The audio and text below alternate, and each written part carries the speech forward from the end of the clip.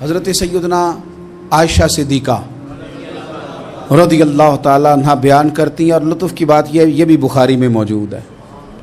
میں نے جناب جنید کا قصہ عرض کیا تو بخاری سے، یہ عرض کر رہا ہوں تو بخاری سے۔ یہ واقعہ میں حضور کی امت کے کسی ولی کا بیان کرتا تو لوگوں نے کہنا تھا ہماری سمجھ میں نہیں آتا۔ بعض لوگوں کا خیال ہے کہ داتا صاحب کی کرامت بھی نبی پاک کی بیان کریں۔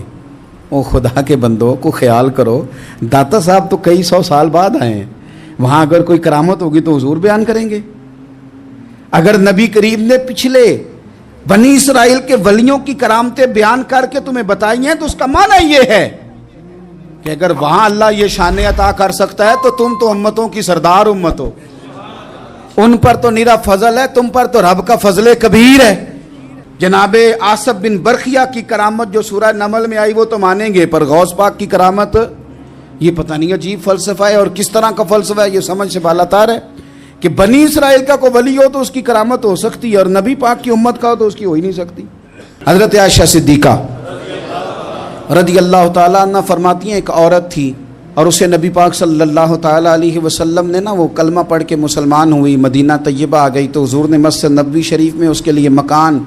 ایک سادہ سا کمرہ ساتھ مسجد کے بنوا دیا، وہیں رہنے لگی۔ اکثر وہ سیدہ طیبہ کے پاس آتی تو حضرت عائشہ صدیقہ رضی اللہ تعالیٰ عنہ فرماتی ہیں وہ بڑی باتیں سناتی اور آخر میں کہتی وہ ہار والا دن بھی بڑا عجیب دن تھا، اور میرے رب کی قدرتوں کا دن تھا، وہ بھی بڑا عجیب دن تھا۔ سیدہ عائشہ صدیقہ رضی اللہ تعالیٰ عنہ ایک دن فرمانے لگی کہ تو ہار والے دن کا بڑا ذکر کرتی ہے، وہ کیا دن تھا؟ تو خاتون کہنے لگی اماں جی وہ دن تھا جب میرے رب پر بھروسہ اور مضبوط ہو گیا، جس دن میرا اپنے رب پر توکل اور بڑھا، میرے ایمان میں یقین میں اور پختگی آئی۔ کہنے لگی میں ایک گھر کی کنیز تھی، نوکرانی تھی، اس گھر میں ایک بچی تھی جس کے پاس سونے چاندی ہیرے جواہرات کا ہار تھا۔ اس زمانے میں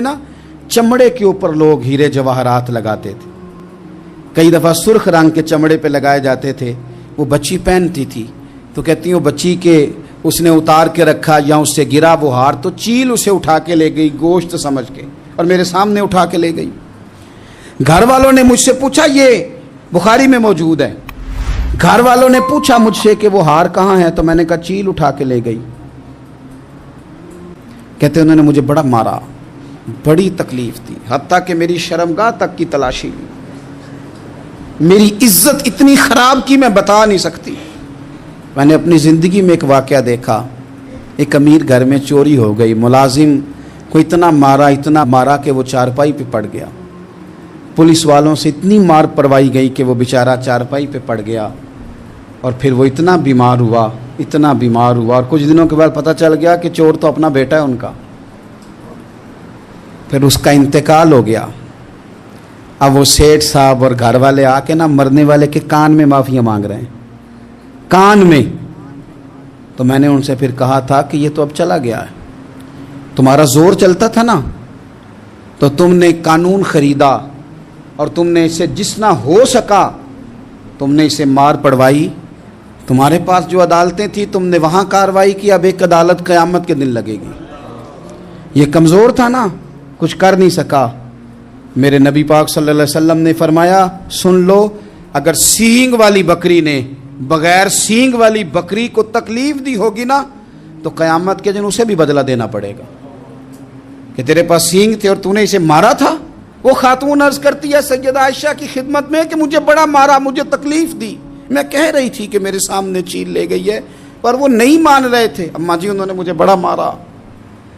حضرت عائشہ صدیقہ کہتی ہیں پھر کیا ہوا؟ کہنے لگی اماں جی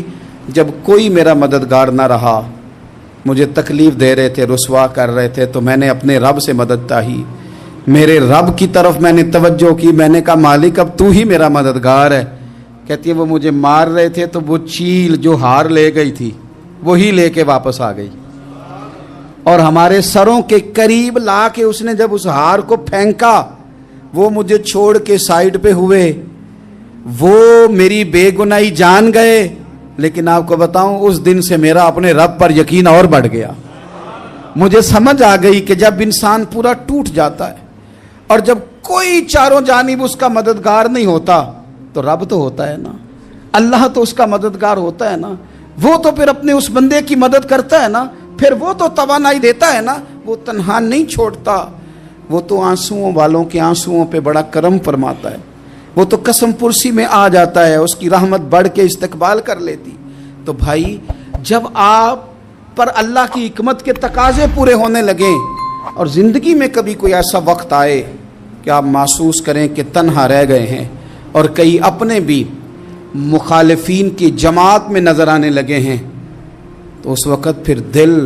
روح, زبان اور ذہن کو یکجا کر کے سمجھ لینا کہ جب ساری دنیا ساتھ چھوڑ جاتی ہے تو رب کی رحمتیں اس وقت بھی ساتھ رہتی ہیں.